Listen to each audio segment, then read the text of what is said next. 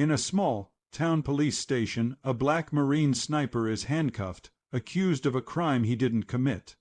Mocked and dismissed, he stays silent until a 4-star general walks into the courtroom demanding justice. Where are you watching from today? This story will leave you speechless. Lance Corporal Jamal Carter, a 24-year-old Marine sniper, leaned against his rental car on a quiet road outside Fayetteville, North Carolina. His dress blues, pressed for a friend's wedding, gleamed under the streetlights. Fresh off a tour in Afghanistan, Jamal was home to celebrate, not to fight. But the flashing red and blue lights in his rearview mirror told a different story. Two local cops, Officers Daniels and Reed, approached, hands on holsters. "Step out, hands up." Daniels barked. Jamal complied, his voice steady. "I'm a Marine, sir, just heading to a wedding." Reed smirked, eyeing Jamal's dark skin and military insignia. "Sure you are. Whose car is this?" "It's a rental, officer," Jamal said, gesturing to the paperwork in the glove box. "My ID's in my wallet." Daniels snatched the ID, tossing it to Reed. "Jamal Carter, huh? This car was reported stolen." Jamal's jaw tightened. "That's a mistake. I rented it yesterday at Raleigh, Durham." Reed laughed. "Nice story. Turn around, hands behind your back." Before Jamal could protest, cold steel cuffs clicked around his wrists. "You're under arrest," Daniels said. "I'm a Marine," Jamal repeated, voice calm but firm. "Check my service record." Reed shoved him toward the cruiser. "Save it for the judge, hero." At the station, Jamal sat in a holding cell, his dress blues wrinkled, the weight of humiliation heavier than the cuffs. Daniels leaned against the bars, smirking. "Marine sniper, huh? Probably stole that uniform, too." Jamal stayed silent, his training kicking in. Focus, endure, wait. His phone confiscated, Jamal held one number in his mind: his father, General Marcus Carter, a 4-star general at the Pentagon. Growing up, Jamal idolized his dad's quiet strength. A black man who'd risen through the ranks against all odds. "Never let them break you, son," Marcus always said. "Your truth is your weapon." Jamal's one call went to his sister, Aisha, a 21-year-old law student at Howard University. "Aisha, it's me," he said, voice low. "I'm in lockup in Fayetteville. Wrongful arrest. Tell Dad." Aisha's voice trembled with fury. "They did what? I'm calling him now." She hung up, dialing Marcus at his D.C. office. "Dad, Jamal's been arrested. They think he stole a car. He's in his dress blues, for God's sake." Marcus's voice was steel. "I'm on my way.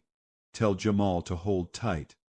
He grabbed his coat, stars glinting on his shoulders, and called his aide. "Get me a military transport to Fayetteville now, and pull Lance Corporal Jamal Carter's service record. Every commendation, every mission." Back at the station, Daniels and Reed processed Jamal, their skepticism dripping. "Fancy uniform doesn't mean you're clean," Reed said, typing. The desk sergeant, an older man named Hayes, frowned. "Kid's got no priors. Says he's a Marine. Why not check?" Daniels scoffed. "He's playing us. Probably bought that ID online." Hayes sighed but didn't push. Jamal, overhearing, kept his eyes on the floor, his sniper's patience steady. He knew his father was coming, and when Marcus Carter arrived, heads would roll. Outside, Aisha arrived at the station, her law books tucked under her arm. "I'm here for my brother, Jamal Carter," she told Hayes. "He's a decorated Marine. This is a mistake." Daniels smirked from his desk. "Another Carter. What, you a general too?" Aisha's eyes narrowed. "You'll find out soon enough." She sat, texting updates to Marcus, who was now airborne, his transport slicing through the night sky. The rental company, contacted by Marcus's aide, confirmed the car was legitimately rented to Jamal, exposing the officer's error. But the damage was done. Jamal's honor was on trial. Morning brought Jamal to a packed Fayetteville courtroom, his cuffs swapped for a bailiff's grip. The judge, a stern woman named Ellis, reviewed the charges: grand theft auto. The prosecutor, a young man named Whitaker, leaned into the stolen vehicle narrative, ignoring Jamal's military ID. Defendant claims to be a Marine, Your Honor, but we have no verification, Whitaker said. Jamal's public defender, an overworked woman named Ms. Lopez, argued, My client has no record and the rental company is clearing this up. Judge Ellis sighed, I need proof of his status before I proceed. The courtroom doors swung open, silencing the murmurs. General Marcus Carter strode in, his four-star insignia catching the light, flanked by two Marine MP and his aide, Colonel Gwynn. Every head turned, Whitaker's jaw dropped, Marcus's voice boomed. I'm General Marcus Carter, United States Marine Corps. That's my son, Lance Corporal Jamal Carter, a sniper with 2 tours and a Bronze Star. This arrest is a disgrace. Judge Ellis's gavel froze midair. Marcus handed Gwynn's tablet to the bailiff. His service record, rental agreement, and a statement from Enterprise confirming their error. My son is no thief. The courtroom buzzed as Ellis reviewed the documents. Daniels and Reed, seated in the back, paled. Marcus turned to them, his gaze icy. Officers, you handcuffed a Marine based on a hunch. You didn't check his ID, his record, or the rental company. Why? Daniels stammered, We got a report. Marcus's voice sharpened. A report you didn't verify. You saw a black man in a nice car and assumed the worst. The room fell silent, the weight of his words sinking in. Judge Ellis cleared her throat. Charges are dismissed. Mr. Carter, you're free to go. The bailiff uncuffed Jamal, who stood tall, saluting his father. Marcus returned it, then pulled him into a hug. I'm proud of you, son. You held strong. Aisha rushed over, tears in her eyes, told you Dad would fix this. To the court, Marcus continued, This isn't just about my son. It's about every black man judged before he's heard.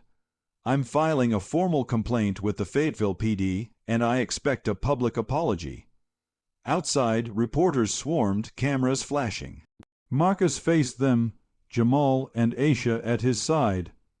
My son served his country with honor, yet was treated like a criminal because of his skin. We demand accountability, not just for him, but for all who face this. Daniels and Reed, slipping out a side door, avoided the press, their careers in jeopardy. The police chief, contacted by Marcus's office, promised an investigation and bias training. Days later, Fayetteville PD issued an apology, citing procedural errors in Jamal's arrest. Jamal returned to his unit head high. The wedding he'd missed was rescheduled with Marines in attendance.